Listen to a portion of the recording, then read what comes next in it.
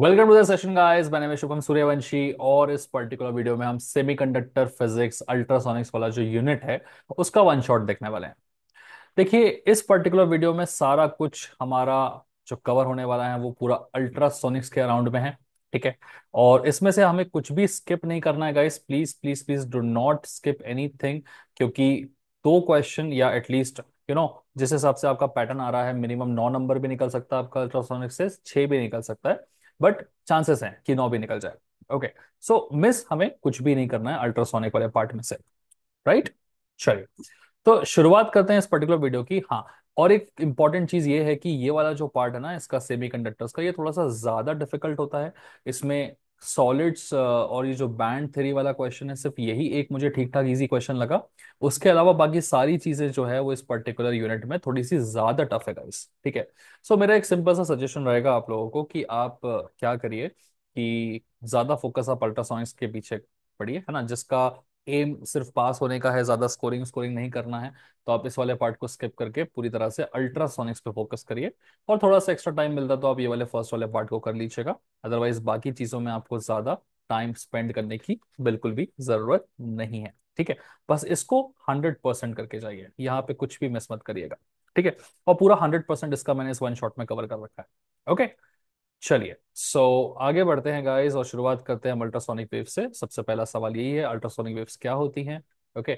सो उस टाइप की वेव्स होती है जिनकी फ्रीक्वेंसी कितनी होती है, 20 किलोहर्ट्ज से ज्यादा होती है। हम अपने कानों से अल्ट्रासोनिक वेव्स को नहीं सुन सकते, बिकॉज हमारी लिमिटेशन होती है। इंसान जो है वो 20 हर्ट्स से लेकर 20 किलोहर्ट्ज या 20,000 हर्ट्स हम बोलते हैं इसको, तो इस रेंज में ही जो ह्यूमन ईयर है वो सुन सकता है। इसके बियॉन्ड जो होती है वेव्स, उसको हम क्या बुलाते हैं? अल्ट्रासोनिक वेव्स बुलाते हैं। ठीक है। अच्छा, ये जो हर्ट्ज है, ये फ्रीक्वेंसी है, इसका अगर आप थोड़ा मीनिंग समझना चाहें ना, बड़ा अच्छा मीनिंग होता है कि 20 हर्ट्स का मतलब क्या है कि वो 1 सेकंड में 20 बार वाइब्रेट करेगा। ठीक है। तो उससे जो फ्रीक्वेंसी बन रही है वो 20,000 हर्ट्ज, मतलब वो 1 सेकंड में 20,000 टाइम्स वाइब्रेट कर रहा है। करेक्ट। तो काफी बढ़िया समझने वाली चीज है, काफी यूनिक है ना। क्यों? कितना बढ़िया चीज है, 1 सेकंड में 20,000 टाइम्स वाइब्रेशन। काफी बड़ी चीज हो जाती है ये, है ना। हाँ, इसकी कैरेक्टरिस्टिक्स एंड प्रॉपर्टीज का मैंने इस तरीके से थ्योरी बना रखा है। ये सब कुछ अपने पीडीएफ के फॉर्म में अपलोड हो जाएगी अपने एप्लीकेशन में। डिस्क्रिप्शन में एप्लीकेशन कर लेंगे, वहां से आप अपनी पीडीएफ वगैरह उठा सकते हैं। प्रॉपर्टीज वगैरह में मैं कुछ एक्सप्लेनेशन नहीं करूंगा, सिंपल भाषा में मैंने इन प्रॉपर्टीज को लिखा है। आप थोड़ी भी अंग्रेजी जानते हैं तो एक एक बार पढ़ के ही आपको ये प्रॉपर्टीज समझ में आ जाएगी। इस पूरी प्रॉपर्टीज की लिस्ट में से दो चार प्रॉपर्टीज पढ़ के चले जाइएगा। तो जनरली सारी प्रॉपर्टीज नहीं, सिर्फ दो तीन प्रॉपर्टीज ही लिखने के लिए पूछता है वो आपसे। ठीक है। तो मिनिमम दो से तीन नहीं, चार पांच प्रॉपर्टीज या वो कैरेक्टरिस्टिक्स भी लिख के पूछ सकता है आपसे, तो ये आपको पता होनी चाहिए। ठीक है। इन सब के बाद आ जाता है हमारा सबसे इंपॉर्टेंट सवाल, सबसे बड़ा सवाल, जो कि है कि भैया पीजो इलेक्ट्रिक ऑसिलेटर क्या होता है। और इस टाइप की वो लैंग्वेज यूज कर सकता है कि draw a neat label diagram of piezo electric oscillator, है ना, या with a neat label diagram explain the principle and construction and working of a piezo electric oscillator. ठीक है। भैया प्रिंसिपल भी बताइए, कंस्ट्रक्शन भी बताइए, वर्किंग भी बताइए, पीजो इलेक्ट्रिक ऑसिलेटर क्या होता है, पूरा सब कुछ बताइए आप उसका। ठीक है। तो पीजो इलेक्ट्रिक ऑसिलेटर पे हम जाएंगे, बट मैं कुछ ऐसा बताता हूँ जिससे आपको पीजो इलेक्ट्रिक ऑसिलेटर जो है ना, वो हमेशा के लिए दिमाग में बैठ जाएगा। ठीक है। तो पहले आप समझ लो थोड़ा सा कि ये पीजो इलेक्ट्रिक इफेक्ट क्या होता है, क्योंकि कभी कभी कुछ क्वेश्चंस में ये भी दो दो तीन तीन नंबर के लिए आ जाता है। तो क्या लिखना है वो पता होना चाहिए। देखिए, पीजो इलेक्ट्रिक इफेक्ट में ये जो पीजो है ना, इसका मतलब होता है प्रेशर। और इलेक्ट्रिक का तो तुमको पता है मीनिंग क्या होता है। तो प्रेशर के थ्रू बिजली बनाना, ये हो गया आपका पीजो इलेक्ट्रिक इफेक्ट। ठीक है ना। सो पीजो इलेक्ट्रिक इफेक्ट में आपके पास कुछ ऐसे क्रिस्टल्स होते हैं जिनमें अगर आप प्रेशर डालेंगे तो वो बिजली बना देते हैं। ठीक है। तो ऐसे क्रिस्टल्स को हम पीजो इलेक्ट्रिक क्रिस्टल्स बुलाते हैं। भाषा सिंपल सी है आपकी कि pressure energy is converted to electrical energy. Okay. जैसे एग्जांपल के लिए आप देखिए, यहाँ पर एक क्रिस्टल है आपके पास, और डायरेक्शन बड़ा इंपॉर्टेंट है यहाँ पे बताने का। मैंने इस क्रिस्टल को क्या किया, फोर्स लगाना शुरू किया, मैकेनिकल फोर्स। मैं यहाँ से फोर्स लगा रहा हूँ और मैं यहाँ से फोर्स लगा रहा हूँ, है ना। तो कहना चाहिए 3D में मैं उसको ऐसे दबा रहा हूँ। तो अगर मैं इस साइड में दबा रहा हूं तो बिजली जो है वो इस डायरेक्शन के अलॉन्ग में पैदा होगी। ठीक है। तो नॉर्मली जो पॉजिटिव और नेगेटिव चार्जेस हैं वो सारे एक दूसरे के साथ में मिलके रहते हैं। तो जो भी आपका पीजो इलेक्ट्रिक क्रिस्टल रहता है ना, उसमें आपके पॉजिटिव और नेगेटिव चार्जेस सब एक दूसरे से मिलके रहते हैं। नॉर्मली ये न्यूट्रल रहता है, पहले से कोई बिजली या इलेक्ट्रिसिटी या चार्जेस इसके पास नहीं होता है। लेकिन जैसे ही आप इसको दबाते हैं ना, तो सारे पॉजिटिव चार्जेस एक जगह चले जाएंगे, सारे नेगेटिव चार्जेस एक जगह चले जाएंगे। ठीक है, उसको पोलराइजेशन बोलते हैं सिंपल लैंग्वेज में। पोल्स अपार्ट, पॉजिटिव एक साथ, नेगेटिव एक साथ। जिस वजह से क्या होगा आपका कि चार्जेस अगर पॉजिटिव नेगेटिव हो गए डिस्ट्रीब्यूट, तो आपकी इस परपेंडिकुलर डायरेक्शन में क्या होगी, इलेक्ट्रिसिटी का पाथ क्रिएट हो जाएगा। तो अगर आप एक वोल्टीमीटर लगा के चेक करना चाहें यहाँ पे, है ना, तो आपको दिखेगा कि यार भाई यहाँ पर ऐसे ना एक वोल्टीमीटर लगा के अगर आप चेक करोगे, ठीक है, तो उस वोल्टीमीटर में आपको दिखेगा कि यार इलेक्ट्रिसिटी प्रोड्यूस हो रही है। ओके, ये हो गया आपका पीजो इलेक्ट्रिक इफेक्ट, जिसमें प्रेशर के थ्रू हम क्या कर रहे हैं, बिजली बना रहे हैं। इसके साथ साथ एक और इंपॉर्टेंट चीज होती है जिसको हम बुलाते हैं inverse piezo electric effect. Inverse piezo electric effect में क्या होगा कि हम इसका एग्जैक्टली उल्टा करेंगे, कि यहाँ पे हम अगर प्रेशर लगा के बिजली बना रहे थे, तो अगले वाले में हम बिजली इसको दे देंगे, तो इसमें प्रेशर जनरेट होना शुरू हो जाएगा। ठीक है, फोटो दिखाता हूं तो थोड़ा अच्छे से समझ में आएगा। इनवर्स पीजो इलेक्ट्रिक इफेक्ट में क्या करते हैं हम, कि हम एक सर्किट कनेक्ट कर देते हैं इस मटेरियल के आसपास, और इस सर्किट से हम क्या करते हैं, उसको वोल्टेज प्रोवाइड कर देते हैं। तो जैसे ही हम इसको वोल्टेज प्रोवाइड करेंगे, तो अब क्या होगा, पहले प्रेशर दिया तो वो खुद वोल्टेज बना दे रहा था, अब अगर वोल्टेज दिया तो ये क्या करेगा, अपने अंदर अपने आप में प्रेशर बनाने लगेगा। ठीक है, ध्यान दीजिएगा, एक्सेस बड़ी इंपॉर्टेंट है। जब आप ऐसे और ऐसे डायरेक्शन में उसको कॉम्प्रेस करते थे, तो सामने इस डायरेक्शन में, वर्टिकल डायरेक्शन में क्या होती थी, आपकी इलेक्ट्रिसिटी प्रोड्यूस होती थी। अब आपने उसको इलेक्ट्रिकल कंडक्टिविटी दी है ना, सॉरी, इलेक्ट्रिकल सर्किट दिया कहाँ, वर्टिकल डायरेक्शन में, तो वाइब्रेशंस कहाँ होंगे, उसके परपेंडिकुलर डायरेक्शन में। ठीक है, तो क्योंकि आप बहुत ज्यादा करंट इसमें सप्लाई करेंगे, तो फिर यहाँ पे बहुत ज्यादा वाइब्रेशंस होने शुरू हो जाएंगे। ऑल्सो जो इनपुट होता है जनरली हम उसमें एसी इनपुट देने की कोशिश करते हैं गाइस। अगर हम एसी इनपुट देंगे तो उससे क्या होता है, एसी वेव का नेचर हमको पता है ना, तो वो कुछ इस तरीके से होती है, करेक्ट। तो उसमें एक डायरेक्शन में करंट होता है, फिर डायरेक्शन चेंज होता है। तो अगर डायरेक्शन ऑफ द करंट ऐसा गया, तो फिर हो सकता है वो कंप्रेशन कर दे, और जैसे डायरेक्शन ऑफ करंट चेंज होगा, तो फिर वो क्या करेगा, एलोंगेट। तो कंटिन्यूस जितना ज्यादा स्ट्रॉन्ग हम एसी वेव देंगे, उतने ज्यादा बार करंट की डायरेक्शन चेंज होगी, और बार बार वो इस तरीके से वाइब्रेट करना शुरू कर देगा। और हर सेकंड में वो जैसे 20 सेकंड से ज्यादा, 20,000 से ज्यादा वाइब्रेशंस करने लगेगा, वो अल्ट्रासोनिक वेव्स प्रोड्यूस कर देगा। इसको बोलने का एक और तरीका होता है कि हम उसको इलेक्ट्रिकल इनपुट इतना ज्यादा देंगे कि उसकी जो वाइब्रेशन है, ठीक है, उसकी जो वाइब्रेटिंग फ्रीक्वेंसी है, वो उसकी नेचुरल फ्रीक्वेंसी के बराबर पहुंच जाए। ठीक है, तो सिंपल सी भाषा होती है कि जैसी आपकी वाइब्रेटिंग फ्रीक्वेंसी उस ऑब्जेक्ट की फ्रीक्वेंसी के इक्वल हो जाती है, ठीक है, तो हम कह सकते हैं कि आपका जो ऑब्जेक्ट है, वो अब आपके मैक्सिमम एम्पलीट्यूड, एम्पलीट्यूड क्या होता है कि कितना लंबा वाइब्रेशन ले रहा है वो, ठीक है ना। जो आपका ऑब्जेक्ट होता है वो मैक्सिमम एम्पलीट्यूड में वाइब्रेट करने लगता है, और इसी फिनोमेना को हम क्या बोलते हैं, रेजोनेंस बुलाते हैं। ठीक है, सो रेजोनेंस क्या होता है कि आप इस तरीके से इलेक्ट्रिकल इनपुट प्रोवाइड कर रहे हैं कि वाइब्रेशन फ्रीक्वेंसी इतनी ज्यादा हो गई है कि जो ऑब्जेक्ट है वो अपने मैक्सिमम एम्पलीट्यूड पे वाइब्रेट कर रहा है, या वाइब्रेशन फ्रीक्वेंसी आपकी ऑब्जेक्ट फ्रीक्वेंसी के बराबर हो गई है, तो ऑब्जेक्ट आपका मैक्सिमम फ्रीक्वेंसी पे वाइब्रेट कर रहा है, जिससे आपकी अल्ट्रासोनिक वेव्स प्रोड्यूस हो रही है। तो ये चीज है आपका पीजो इलेक्ट्रिक इफेक्ट। ठीक है, और ये जो हमने बताया ये था रिवर्स पीजो इलेक्ट्रिक या इनवर्स पीजो इलेक्ट्रिक इफेक्ट। जिस इनवर्स या रिवर्स पीजो इलेक्ट्रिक इफेक्ट से क्या करते हैं, हम वाइब्रेशंस प्रोड्यूस करते हैं, और आपकी अल्ट्रासोनिक वेव्स जो है वो प्रोड्यूस हो जाती है। ठीक है, अब क्योंकि हमने ये जान लिया है कि पीजो इलेक्ट्रिक इफेक्ट क्या होता है, तो हम अब पढ़ सकते हैं कि पीजो इलेक्ट्रिक ऑसिलेटर क्या होता है। ये एक ऐसा डिवाइस है जो इस टाइप के वाइब्रेशंस क्रिएट करने में हेल्प करेगा, है ना, और अल्ट्रासोनिक वेव्स को बनाने में हेल्प करेगा। तो पीजो इलेक्ट्रिक ऑसिलेटर क्या होता है, एक ऐसा डिवाइस जो इस तरीके से वाइब्रेशंस क्रिएट करके अल्ट्रासोनिक वेव्स बनाने में हेल्प करेगा।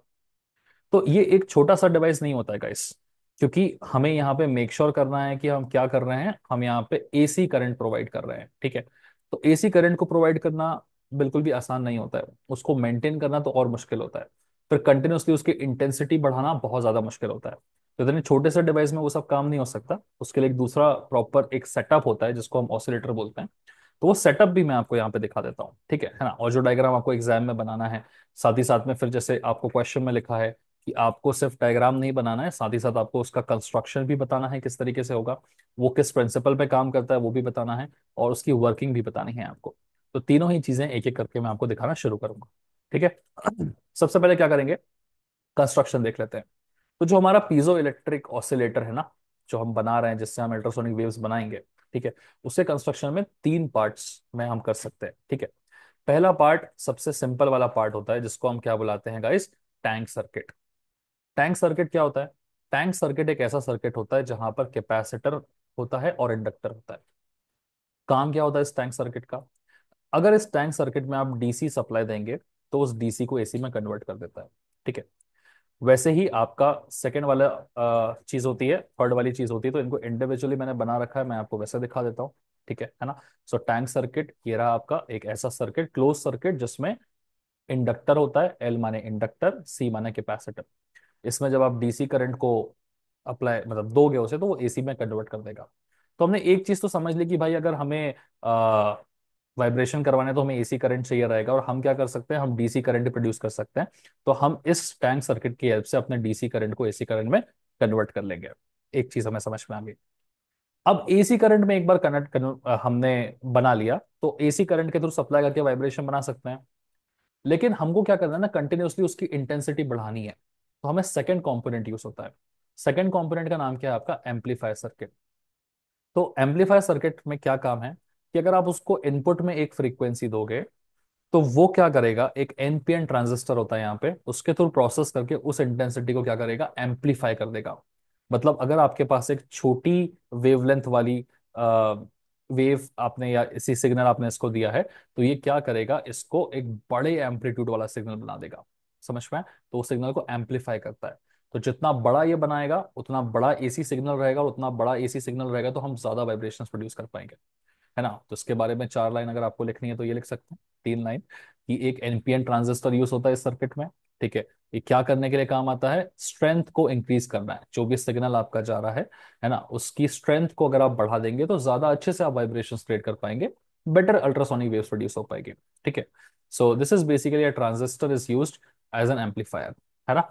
मतलब हमने एक ट्रांजिस्टर को क्या किया, यूज करके एक छोटी वेव से एक बड़ी वेव बनाने की कोशिश की, एम्पलीफाई करने की कोशिश की है ना। सब एक दूसरे से रिलेटेड है गाइस, है ना। मुझे क्या करना था, मुझे वाइब्रेशंस क्रिएट करने थे, करेक्ट है ना। एसी से वाइब्रेशन क्रिएट करूंगा तो मेरे प्रॉपर तरीके से वाइब्रेशंस आएंगे, है ना, क्योंकि कंटिन्यूअसली मेरे को करंट चेंज होना चाहिए, तभी तो कंप्रेशन और डिकम्प्रेशन होगा। नॉर्मली एसी करंट अवेलेबल नहीं होता, तो हमने एक डिवाइस का यूज किया जिसका नाम है टैंक सर्किट, जिससे हमने डीसी से एसी कन्वर्ट कर दिया। एक बार एसी कन्वर्ट कर दिया, फिर हमने कहा कि यार एक काम करते, सिग्नल को एम्पलीफाई कर देते, तो फिर ज्यादा बड़ी वेव बनेगी, ज्यादा बड़ा सिग्नल रहेगा, तो हम ज्यादा अच्छा वाइब्रेशन क्रिएट कर पाएंगे। इसके बाद जो तीसरा होता है आपका सॉरी, जो तीसरा होता है आपका, उसे हम बुलाते हैं फीडबैक सर्किट का। इस फीडबैक सर्किट क्या करता है कि आउटपुट में जो सिग्नल्स निकल रहे हैं ना, उसमें से थोड़े बहुत सिग्नल्स को वापस से उठा के इनपुट में प्रोवाइड करता है, जिससे आपके ऑसिलेशंस जो है वो कंटिन्यूअसली मेंटेन रहते हैं। ठीक है ना। सो इसके पास बेसिकली दो इंडक्टर्स होते हैं, दीज आर द दो इंडक्टर्स। मैं जब इसका वर्किंग दिखाऊंगा तो और अच्छे से इनका रोल समझ में आएगा। फिलहाल के लिए आप सिर्फ इतना लिख सकते हैं कि it is a coupling of two inductors, और वो क्या करते हैं, आउटपुट में से थोड़े सिग्नल को उठा के इनपुट में देते हैं, ताकि आपका जो कंटिन्यूअस वर्किंग है वो चलता रहे। ठीक है। वर्किंग देखेंगे तो और अच्छे से समझ में आएगा। तो तीनों पार्ट्स को अगर हम एक साथ जोड़ देंगे तो क्या बन जाता है, हमारा कंस्ट्रक्शन रेडी हो जाता है, किसका, पीजो इलेक्ट्रिक ऑसिलेटर का। ठीक है। एक इस डीसी से एसी बनाएगा, फिर दूसरा वाला पार्ट एसी को एम्पलीफाई करेगा, और तीसरा वाला पार्ट जो आउटपुट सिग्नल जा रहा है उसमें से थोड़ा सा चुरा के इनपुट में देने की कोशिश करेगा, जिससे कंटिन्यूअसली उसका फ्लो बनता रहेगा। ठीक है। अब आप अगर उठा के देखें तो एक्चुअल में जो आपका कंस्ट्रक्शन दिखेगा, जो आपको एग्जाम में बनाना है डायग्राम, वो डायग्राम कुछ इस तरीके से बनाना है। ठीक है। इस डायग्राम को याद करने में अगर आपको थोड़ी भी दिक्कत हो रही हो, ठीक है, मैं आपको एक बेसिक चीज बताता हूँ जिससे आपको ये डायग्राम बहुत इजीली बन जाएगा। ठीक है। आपके पास तीन चीजें हैं, टैंक सर्किट है, ठीक है, एम्पलीफायर सर्किट है, और फीडबैक सर्किट है। तो अगर आप ये तीनों सर्किट्स को लिख लिख के प्रैक्टिस कर चुके हैं ना, तो बस आपको इन तीनों सर्किट्स को जोड़ना है। ठीक है। पहले टैंक सर्किट बना लो, फिर एम्पलीफायर सर्किट बना लो, उसको जोड़ दो यहाँ पे, और फिर क्या बना दो, तुम्हारा फीडबैक सर्किट।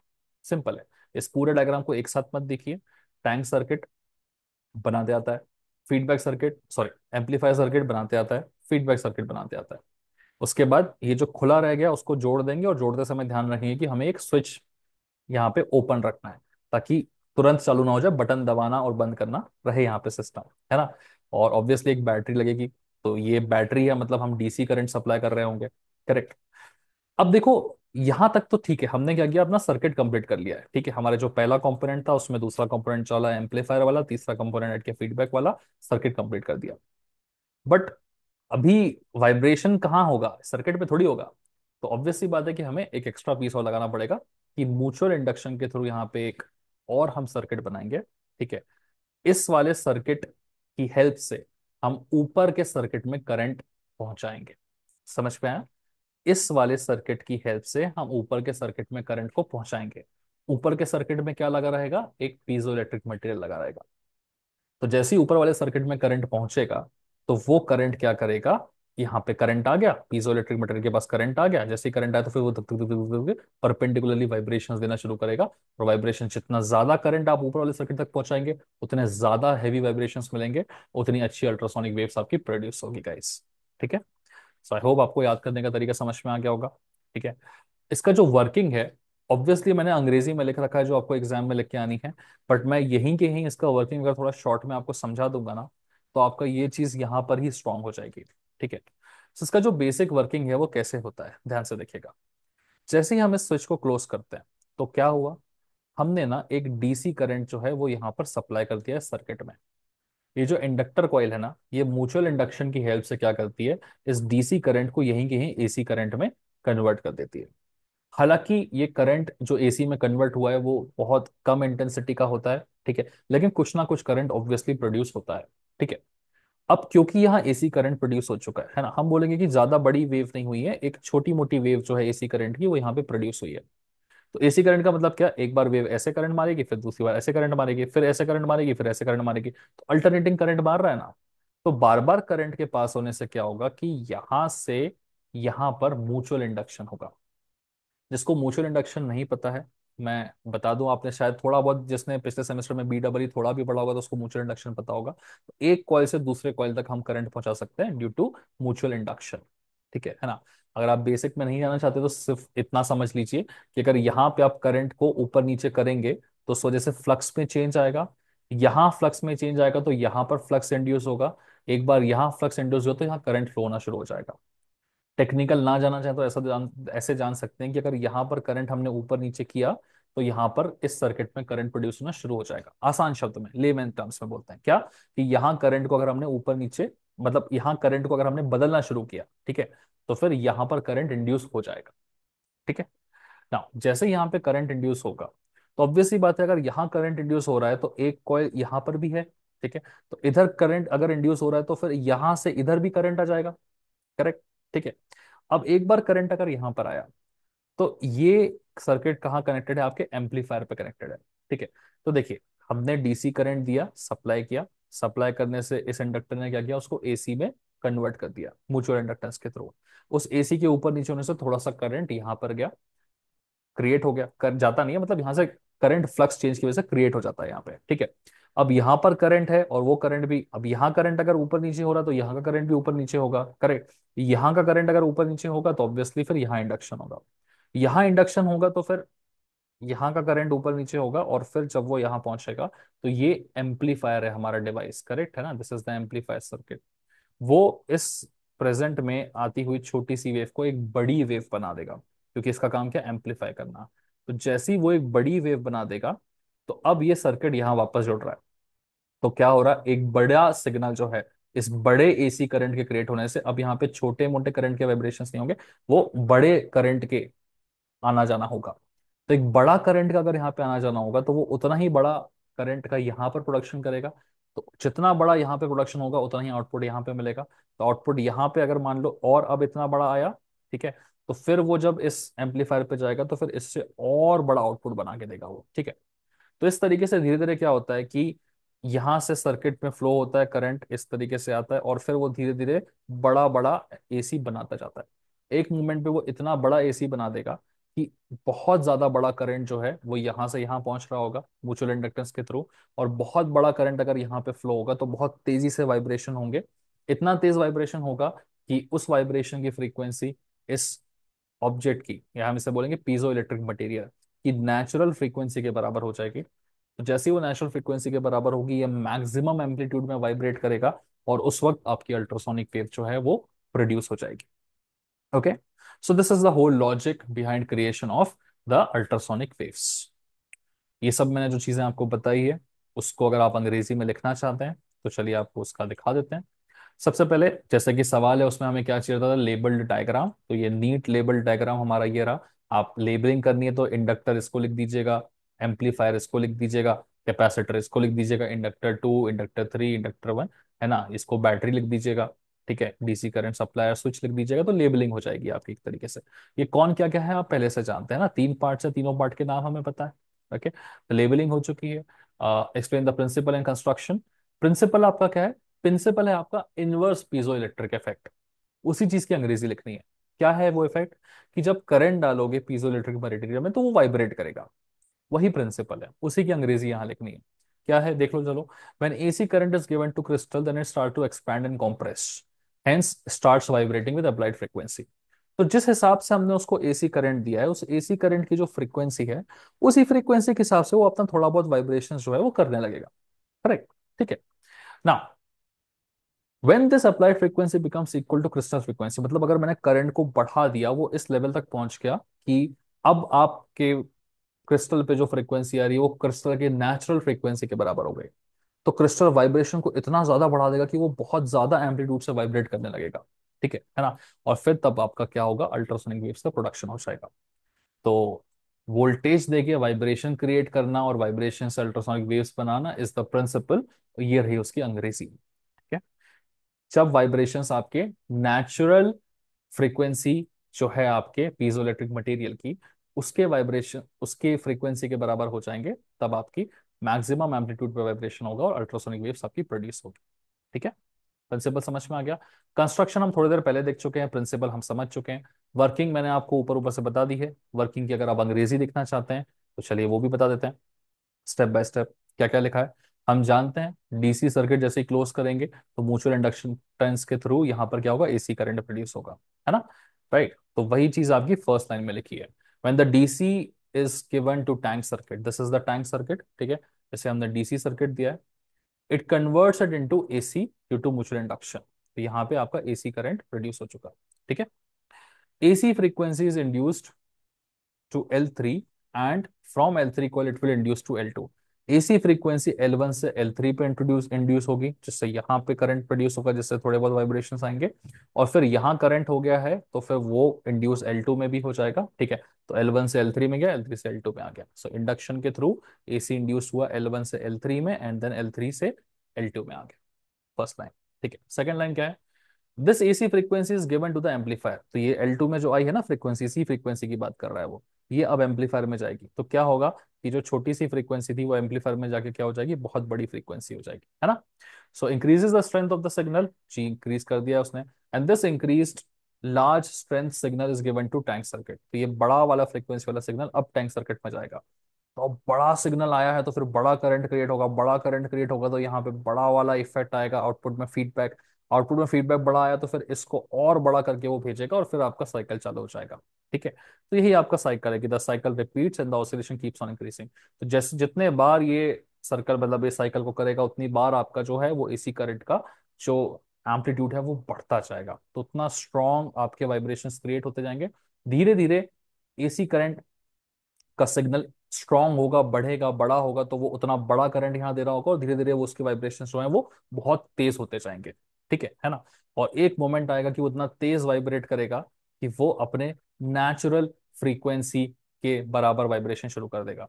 नेचुरल फ्रीक्वेंसी मान लो उसकी एक बार में 25,000 वाइब्रेशन की है, तो वो बढ़ते बढ़ते 25,000 बार वाइब्रेट होना शुरू कर देगा। ठीक है, नेचुरल फ्रीक्वेंसी अगर उसकी 30,000 वाइब्रेशन की है तो वो बढ़ते बढ़ते 30,000 वाइब्रेशन तक एक सेकंड में होना शुरू कर देगा। ठीक है ना। तो जब उस मोमेंट पे पहुंचेगा तो आपकी अल्ट्रासोनिक वेव्स जो है वो प्रोड्यूस हो जाएगी।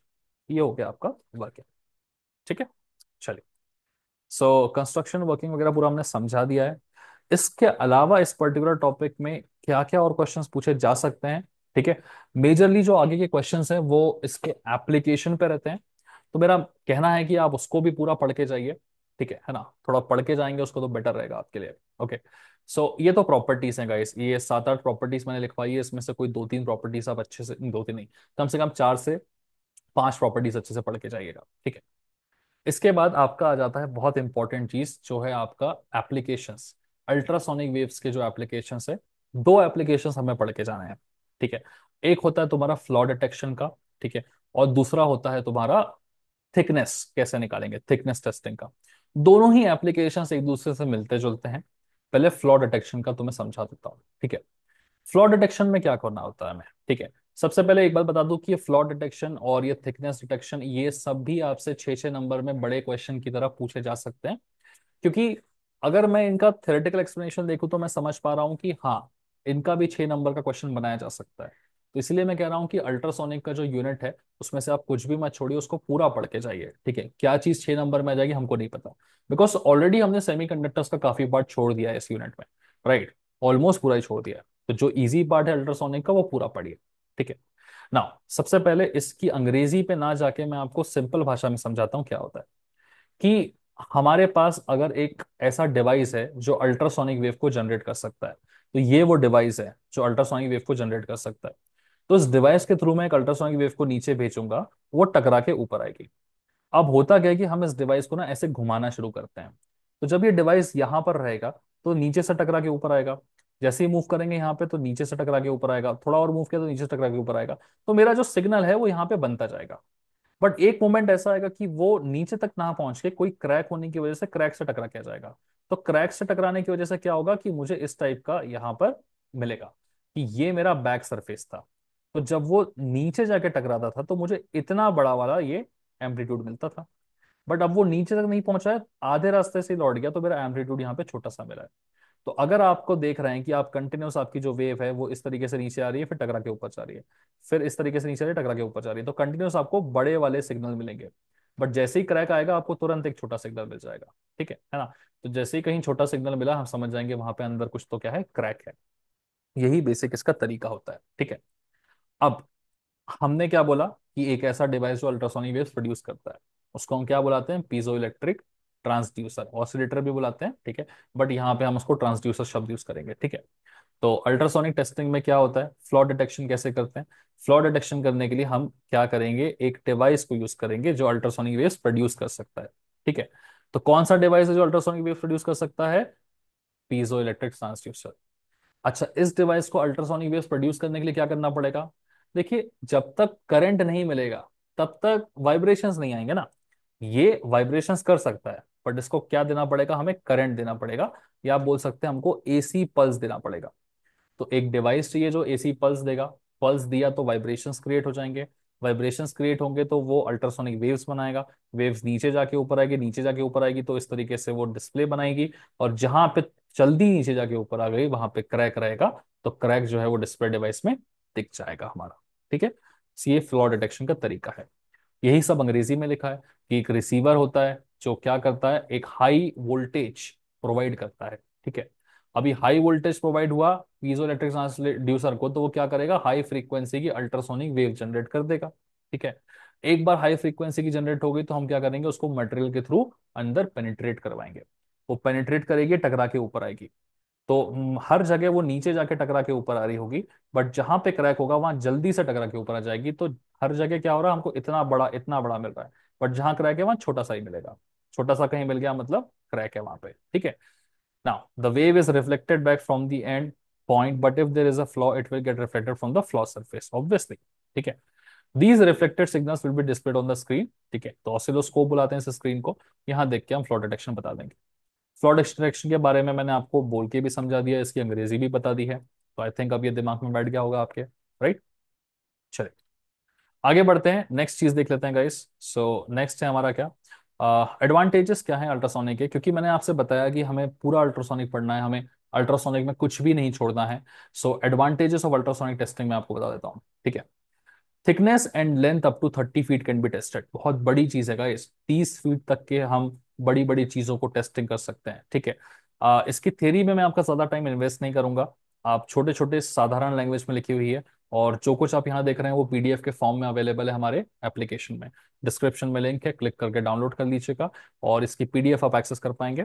सो यूनिट 1, 2 और 3 की तो तीनों की पूरी मैंने पीडीएफ अपलोड कर दी थी। इस वीडियो के एंड होते तक आपको इस पर्टिकुलर यूनिट 4 की भी पीडीएफ जो है वो वहां पर मिल जाएगी।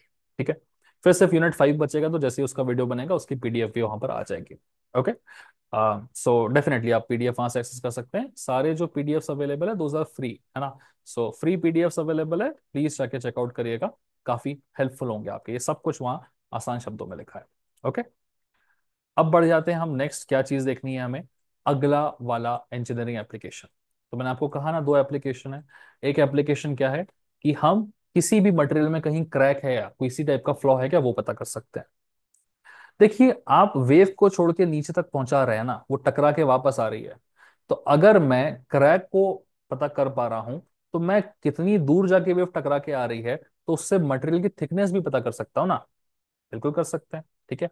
तो एक एप्लीकेशन होता है, उसका सवाल जो है वो कुछ इस तरीके से आता है कि what is echo sounding technique, using this technique explain non destructive testing for the measurement of thickness of metal sheet using electronic waves. ठीक है। तो अल्ट्रासोनिक वेव, सॉरी। तो अल्ट्रासोनिक वेव्स की हेल्प से क्या निकालना, थिकनेस निकालना है। तरीका कुछ मिलता जुलता रहेगा, हम इसी तरीके से एक डिवाइस की हेल्प से क्या करेंगे, वेव छोड़ेंगे नीचे, और जब वो बॉटम से टकरा के ऊपर आएगी तो हम डिस्टेंस मेजर कर लेंगे कि भाई कितना डिस्टेंस वो ट्रेवल करके आई है। ठीक है ना। उसकी अंग्रेजी अगर आप देखना चाहें तो यहाँ पर अवेलेबल है। Echo sounding also known as pulse echo ultrasonic thickness measurement uses sound waves to determine material thickness. ये अल्ट्रासोनिक की हेल्प से क्या करेगा, मटेरियल थिकनेस निकालेगा। वही है, निकालने की कोशिश। कैसे निकालेगा वो प्रोसेस भी मैं दिखाऊंगा, और उसी पे इसका न्यूमेरिकल होता है गाइस। ठीक है ना। ये बेसिकली क्या करता है, कितना टाइम लगा वेव को नीचे जाके वापस आने में, उस टाइम को कैलकुलेट करता है। ठीक है। तो जनरली क्या होता है ना कि अगर आपने वेव छोड़ा, वेव नीचे गई, टकराई, वापस आई, आपने अगर टाइम कैलकुलेट कर लिया कि कितनी टाइम में वो वापस आई है, और अगर आपको पता है कि वेव की स्पीड कितनी है, मान लो वेव की जो स्पीड है वो 2000 मीटर्स पर सेकेंड है। ठीक है। मान लो कि वो 2000 मीटर्स पर सेकेंड है, और जो वेव है वो 3 सेकेंड्स में टकरा के वापस आ चुकी है। सो डिस्टेंस ट्रेवल सबको पता है क्या होता है, स्पीड इंटू टाइम होता है, मतलब वेलोसिटी इंटू टाइम। तो अगर 3 सेकेंड में वो वापस आई है, तो 2000 इंटू 3 कितना हो गया, 6000 मीटर। मतलब वेव जो है वो 6000 मीटर ट्रेवल करके आई है, नीचे जाके वापस आई है 6000। तो खाली नीचे कितना गई होगी, आधा इसका, मतलब 3000। तो नीचे तक का, बॉटम तक का डिस्टेंस कितना है, 3000। ठीक है। इस तरीके से हम थिकनेस निकाल सकते हैं। एक बेसिक एग्जांपल दिया, ये आपकी जो सी ओशियंस होते हैं ना, ओशियंस, बड़े बड़े ओशियंस में डेप्थ कहाँ तक की है। तो अभी ऐसा नहीं है सिस्टम कि अगर हमें ओशियन में कहीं डेप्थ निकालनी है तो फिर कोई बंदा नीचे कूद के जाएगा और नाप के आएगा कि भाई कितना गहरा था। ऐसे कोई नहीं नापता है। तो ऐसे अल्ट्रासोनिक वेव्स के थ्रू हम डेप्थ का पता करते हैं। हम एक वेव छोड़ते हैं, पानी में वेव की जो स्पीड है वो हमको पता रहती है ना। हम देखते हैं कितने टाइम में टकरा के वेव वापस आई, तो उसके हिसाब से हम लगा लेते हैं अंदाजा कि भैया कितना गहरा होगा वो। ठीक है। वही सब कुछ आपका अंग्रेजी में लिखा हुआ है कि एक छोटा सा अल्ट्रासोनिक ट्रांसड्यूसर हम लेंगे, ठीक है, जो कि हाई फ्रीक्वेंसी साउंड वेव को मटेरियल के अंदर डालेगा। उसके बाद साउंड वेव क्या करेगी, मटेरियल में ट्रेवल करेगी। तब तक ट्रेवल करेगी जब तक वो मटेरियल के एंड तक नहीं पहुंच जाती, या किसी ऐसी जगह पे जहां पे वो टकरा ना सके। ठीक है। मटेरियल के एंड के नीचे अगर टेबल रखा होगा तो वो टकरा के वहां से वापस आ जाएगी, है ना। Such as the back wall और another layer and reflects back. तो वॉल हो गया, कोई टेबल हो गया, तो मटेरियल के ऊपर आपने छोड़ी ना, ये मटेरियल है यहाँ पे छोड़ी, तो बॉटम में अगर कोई सरफेस रखा है तो उस सरफेस से टकरा के वेव वापस आ जाएगी। फिर हम क्या करेंगे, द ट्रांसड्यूसर जो डिटेक्ट करता है इको को, है ना, एक चीज जिसने वेव को भेजा था, टकरा के वापस आने वाली की चीज को हम इको बोलते हैं। ठीक है। सुना होगा ना, पहाड़ों में आके जब हम चिल्लाते हैं तो फिर हमको आवाज वापस से आती है, तो कहीं ना कहीं से टकरा के आवाज वापस आ रही होती है हमारे पास। तो ऐसी अल्ट्रासोनिक वेव से क्या करती है, नीचे बॉटम सरफेस में टकरा के वापस आती है, तो हम वो इको बोलते हैं। वापस आने वाली वेव को डिटेक्ट करना is called as echo detection. ठीक है ना। ये डिटेक्ट कर लेगा कितने टाइम में वो वापस आ रही है, और उस हिसाब से हम अपना कैलकुलेशन निपटा लेंगे डिस्टेंस स्पीड टाइम वाले फॉर्मूले से। बेसिक अंग्रेजी लिखी हुई है यहाँ पे, मीनिंग आपको मैंने शुद्ध हिंदी में समझा दिया है। ठीक है। इसके बाद आप अपने हिसाब से इन चीजों को लिख सकते हैं गाइस। ठीक है ना। सो हाँ, इसको मैंने थोड़ा सा अच्छे से लिखा है 4 स्टेप्स में, कि साउंड वेव को हमने ट्रांसमिट किया अंदर की तरफ। ये सेम आप फिगर यूज कर सकते हैं जो हम फ्लॉ डिटेक्शन में यूज कर रहे थे फिगर, थोड़ा मिटा भी दिया मैंने आपको ताकि सिर्फ ये आपका वेव प्रोपगेशन दिखे, है ना। बढ़िया चीज है ये। तो ट्रैवल करके रिफ्लेक्शन होगा, फिर उसको हम डिटेक्ट करेंगे, और फिर हम उस हिसाब से अपना फॉर्मूला लगा के थिकनेस कैलकुलेट करेंगे। अंग्रेजी यहाँ सिंपल भाषा में, सिंपल शब्दों में लिखी हुई है, अपने हिसाब से आप पढ़ के समझ सकते हैं, इसी का प्रोसेस लिखा हुआ है गाइस। ठीक है। मीनिंग मैं आपको बता चुका हूँ। इसी चीज पे आपसे काफी न्यूमेरिकल्स पूछे गए हैं, पिछले सेमेस्टर में भी पूछा गया, उसके पहले वाले में भी पूछा गया। तो ये सारे वो न्यूमेरिकल्स है जो आपसे कंटिन्यूसली पूछे जा रहे हैं। तो ये सारे न्यूमेरिकल्स मैं आपको करा देता हूँ एक एक करके, बहुत ईजी होते हैं गाइस। ठीक है। तो फर्स्ट वाली न्यूमेरिकल से शुरुआत करेंगे। सबसे पहले क्वेश्चन को पढ़ते हैं, और जो गिवन इन्फॉर्मेशन है उसको लिख लेते हैं। सो क्या है, an ultrasonic pulse is sent through a block of copper.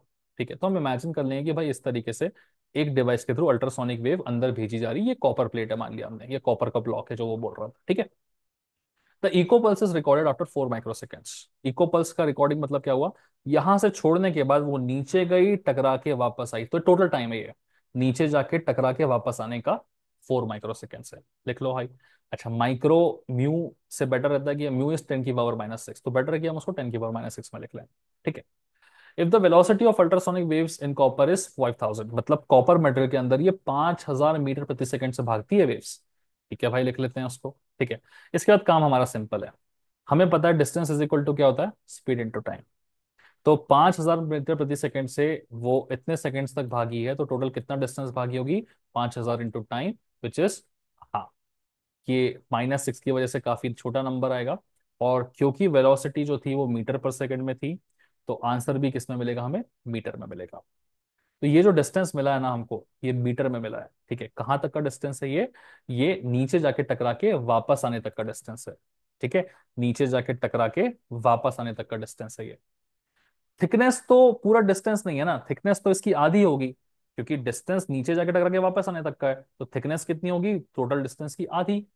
तो जो टोटल डिस्टेंस है उसका हाफ कर देंगे, ये आ गई आपकी थिकनेस। समझ में आया।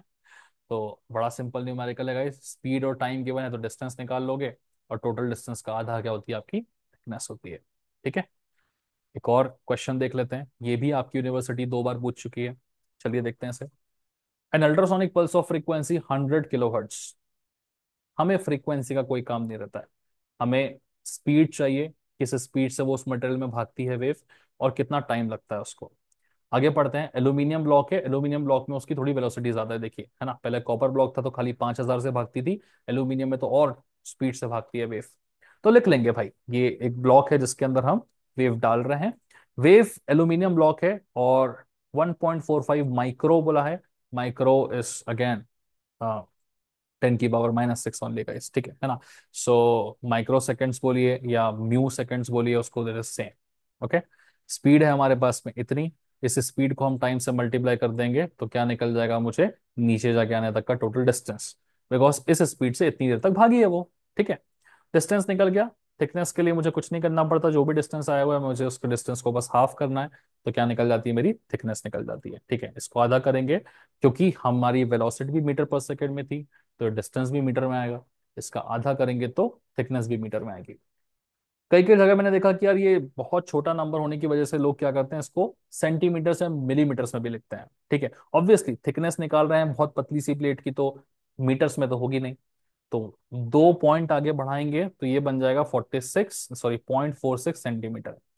एक पॉइंट और आगे बढ़ाएंगे तो क्या बन जाएगा, 4.6 mm। 4.6 mm सोचते हो, समझते हो कितना छोटा सा थिकनेस होगा प्लेट का, और इतना ही होता है, छोटा होता कॉपर प्लेट, करेक्ट है ना। तो इंटू 100 किया तो 0.46 सेंटीमीटर हो गया, इंटू 1000 किया तो 4.6 mm हो गया, मतलब 1 मीटर में 1000 mm होते हैं ना। तो इस तरीके से आप mm में भी कन्वर्ट कर सकते हैं, इंटू 1000 कर दोगे तो ये mm में कन्वर्ट हो जाएगा, ओके। इस सवाल में देखो 2 पार्ट्स थे, एक पार्ट तो हमने कर लिया। एक पार्ट में क्या था कि हमको थिकनेस निकालनी थी, दूसरे पार्ट में उसने बोला कि वेवलेंथ भी निकाल के दीजिए। तो जो आपकी वेलोसिटी है और आपका जो टाइम है, इससे तो डिस्टेंस निकलता है ना, वेवलेंथ कैसे निकलती है, आपकी जो फ्रीक्वेंसी है ना उससे वेवलेंथ निकल सकती है। तो पार्ट 2 में हम वेवलेंथ निकालेंगे। वेवलेंथ होती है लैम्डा, और जो आपकी स्पीड है उसको अगर आप अपनी फ्रीक्वेंसी से डिवाइड कर दे तो आपको वेवलेंथ मिल जाती है। तो बस वही करेंगे, हमारे पास स्पीड है 6320 मीटर पर सेकेंड, गिवन है हमारे पास क्वेश्चन में, करेक्ट है ना, 6320, और फ्रीक्वेंसी कितनी गिवन है, 1000 किलोहर्ट्ज। तो इसी डेटा का इस्तेमाल करेंगे हम। हमें किलो हर्ट्स में नहीं पुट करना होता, वैल्यू हर्ट्स में पुट करना होता है। तो किलो से हर्ट्स में जाने के लिए इंटू 10 की पावर 3 करना पड़ेगा। अब मेरी वेलोसिटी भी मीटर पर सेकेंड में बढ़िया है, फ्रीक्वेंसी भी हर्ट्स में आ गई है, वेलोसिटी से फ्रीक्वेंसी डिवाइड कर देंगे, ठीक है ना। सो 6320 डिवाइड बाई 100 इंटू 000 है तो 100 000। इसको सॉल्व करोगे तो कितना आएगा, 0.0632 मीटर्स। जैसे मैंने कहा कि आप इसे 1000 से मल्टीप्लाई कर दीजिए तो ये 3 पॉइंट राइट में शिफ्ट हो जाएगा, तो 63.2। और अब हम इसे मिलीमीटर में लिख पाएंगे, मीटर से मिलीमीटर का बेसिक कन्वर्शन, ओके। दो न्यूमेरिकल्स देख लिया हमने, एक में सिर्फ और सिर्फ थिकनेस बतानी थी, एक में वेवलेंथ भी निकालनी थी। चलिए एक आखिरी न्यूमेरिकल और देख लेते हैं, इसमें थोड़ा सा चेंज है, ठीक है। इसमें भी 2 पार्ट्स हैं, और पहला पार्ट आपका बहुत ईजी है, क्योंकि पहले पार्ट में उसने क्या बोला कि एक अल्ट्रासोनिक पल्स है जो 4 माइक्रोसेकंड में नीचे जाके वापस आती है, तो टाइम मेरे पास है। उसकी स्पीड ऑफ ट्रेवल क्या है, 5000 मीटर पर सेकंड। इन दोनों को मल्टीप्लाई करके डिस्टेंस निकल जाएगा, इस डिस्टेंस का मैं आधा कर दूंगा तो क्या निकल आएगी, थिकनेस निकल आएगी। तो पहला वाला पार्ट जिसमें मुझे क्या करना था, इस स्पीड से फेंका इतने सेकंड्स के लिए, तो कॉपर ब्लॉक की क्या निकल जाएगी, थिकनेस निकल जाएगी। राइट। सेकेंड पार्ट में क्या है, if the reflection pulse recorded after इतना microseconds from the top, what is the location of flaw. देखो, 4 माइक्रोसेकेंड्स उसको नीचे जाके वापस आने में लग रहा था। अब आपसे बोला गया एडिशनल इन्फॉर्मेशन कि भाई चलो इसकी हेल्प से तो थिकनेस आ जाएगी, बिल्कुल आ गई आपकी। बट अगर वो 4 माइक्रोसेकेंड्स में नीचे ना आके किसी मोमेंट पे सिर्फ इतने माइक्रोसेकेंड्स में नीचे जाके वापस आ जाए, इसका मतलब वो पूरा नीचे नहीं गई है, कहीं बीच से ही वापस आ गई है। तो अब हम क्या करेंगे, अपनी इंफॉर्मेशन यूज करेंगे। स्पीड में कोई बदलाव नहीं होगा, बदलाव कहाँ होगा, टाइम में। वो पहले पूरे 4 माइक्रोसेकंड ले रही थी नीचे जाने के लिए, लेकिन अब सिर्फ इतने माइक्रोसेकंड्स में वापस आ गई है। तो अगर सिर्फ इतने ही टाइम में वापस आ गई तो कितना डिस्टेंस ट्रेवल किया होगा उसने, स्पीड इंटू ये वाला टाइम, जो कि आ रहा है इतना मीटर्स। तो अगर वो जल्दी वापस आ गई है, मतलब वहां कहीं ना कहीं कोई फ्लॉ रहा होगा। तो उस फ्लॉ टकरा के वापस आने का डिस्टेंस कितना है, इतना। तो इसी डिस्टेंस का अगर आप आधा कर दोगे तो वो फ्लॉ तक की दूरी मिल जाएगी आपको। समझ में आया, है ना। तो ये बीच में कहीं फ्लॉ था, वहां टकरा के वापस आ गई, तो टकरा के वापस आने तक का डिस्टेंस हमने निकाल लिया। क्योंकि कम टाइम में आई थी तो कम टाइम यूज किया, तो आपको ये डिस्टेंस मिल गया। एक बार आपको ये डिस्टेंस मिल गया तो टकरा के वापस आने तक का डिस्टेंस है ना ये, तो उसका आधा करोगे तो टकराने तक की लोकेशन का डिस्टेंस मिल जाएगा। तो मीटर्स में आएगा ये ऑब्वियसली, क्योंकि सब कुछ मीटर पर सेकंड में था और ये भी सेकंड्स में था। इसको 1000 से मल्टीप्लाई कर दोगे तो मिल जाएगा। मतलब जो मेरा कॉपर था, ठीक है ना, जो यहाँ पे यूज हो रहा था, उसकी वैसे थिकनेस क्या थी, 0.01 मीटर्स। मतलब बोल सकते 1 सेंटीमीटर या 10 बोल सकते हो। ठीक है। और इस 10 में 3.13 पे क्या था, एक फ्लॉ था, कुछ इशू था वहां पे, ठीक है ना। तो जल्दी टकरा के वे वापस आ गए थे। सो लाइक सब्सक्राइब शेयर जरूर करिएगा गाइस, बहुत मेहनत से ये सब चीजें बना रहे हैं, आधी रात को बैठ के आप लोगों के लिए चीजें कर रहे हैं, तो थोड़ा सा है ना प्यार बरसा दो लाइक सब्सक्राइब शेयर के नाम पे। और फ्री पीडीएफ्स जैसे कि मैं हमेशा कहता हूँ वो अवेलेबल है गाइस, तो इस वीडियो के डिस्क्रिप्शन में एप्लीकेशन का लिंक है, वहां डाउनलोड कर लीजिए, क्लिक करिए, एक्सेस कर सकते हैं। इस वीडियो के खत्म होते ही इसकी पीडीएफ भी अपलोड हो जाएगी वहां पे। तो 4 यूनिट्स की अपलोड हो चुकी है, 5वें की अगर आप देखना चाहें तो 5वां वीडियो बनते ही वो चीज़ आ जाएगी वहाँ, ठीक है। So that was, so messages आ रहे हैं सबके, भाई जल्दी डालो करके डाल रहा हूँ, ठीक है। चलिए क्लोज करते हैं, लाइक सब्सक्राइब शेयर करते रहिएगा। Bye bye and take care guys.